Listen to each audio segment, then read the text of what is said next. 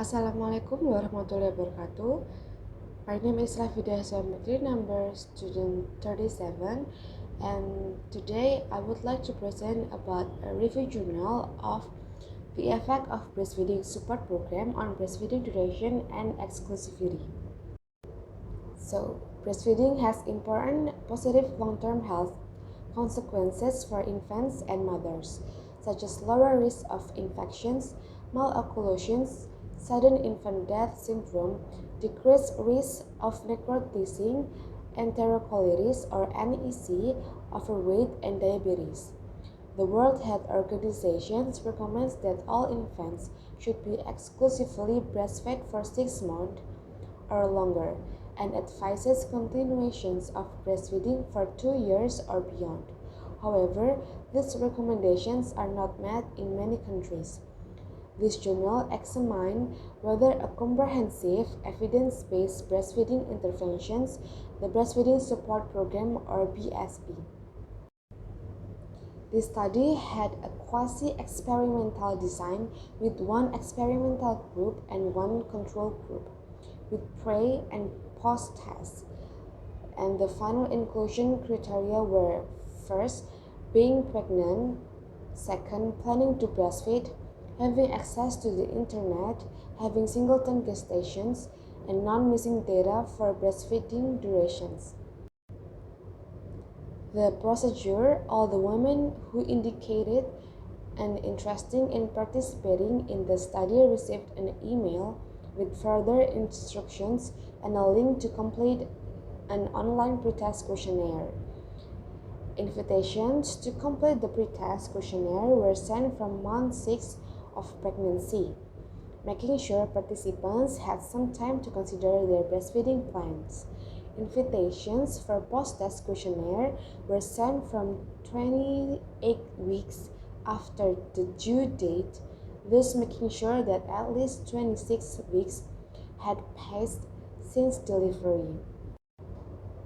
The interventions: the BSP tries to increase the proportion of mothers who breastfeed exclusively for 6 months or longer by positively influencing, first, the mother's attitude towards breastfeeding by focusing on the positive effects of exclusive breastfeeding; the subjective norm involving the father by forming a reliable sources of support and positive messages about breastfeeding; third, the mother's perceived behavioral control by providing information, encouragement, and practical support to improve breastfeeding skills. So there are protocols for 6 consults.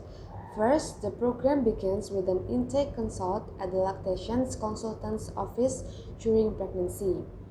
The second consult is held during the first week after the delivery, and the third consult is conducted by telephone on day 14 after delivery to discuss the breastfeeding process. The fourth consult is again conducted by telephone on day 28 after delivery to discuss the breastfeeding process. The fifth consult is held 5 weeks after delivery at the lactation consultant's office. The sixth final consult is held 10 weeks after delivery by telephone and focuses on further support for returning to work. And then on the measurements, there are 2 variables. The first one is control variables, and the second one is dependent variables. The dependent variables consist of 2 dependent variables that are used to assess the effectiveness of the interventions. First dependent variables are the durations of any breastfeeding, and the second is durations of exclusive breastfeeding. And the scientists measured dependent variables by asking 3 questions in the post-test questionnaire. The first question: how many weeks old was your baby when he or she received breast milk for the last time? The second question: how many weeks old was your baby when he or she received artificial feeding for the first time? The last question is: how many weeks old was your baby when he or she received solid food for the first time? And in the control variables, the researchers aim to screen and control for the comparability of participants in the BSP group and the control group. A total of 45 possible confounders were measured at the pre-test and at post-test. All the 45 lists of potential confounders are divided into three groups. The first group is psychosocial variables, consists of attitude, subjective norms, perceived control, prenatal intention, breastfeeding knowledge, maternal work conditions, social and professional support for breastfeeding, and/or artificial feeding. The second group is demographic variables, consists of age, level of education, relationship status, and nationality. The third group is biomedical variables, consists of parity, method of delivery, BMI index, and alcohol usage and smoking. And on analysis, the key point in the analysis is that cessations of any unexclusive breastfeeding were taken as the final event for the analysis. Breastfeeding cessations refers to the process of ending the practice of breastfeeding, where a mother no longer provides breast milk to her baby or child.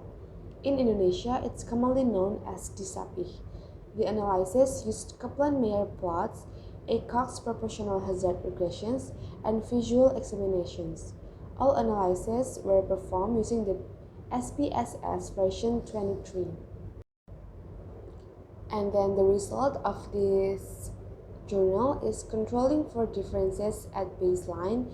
There was on average 66% less risk of cessations of any breastfeeding and on average 54% less risk of cessations of exclusive breastfeeding at any point of time among the mother in the BSP group compared to those in the control group.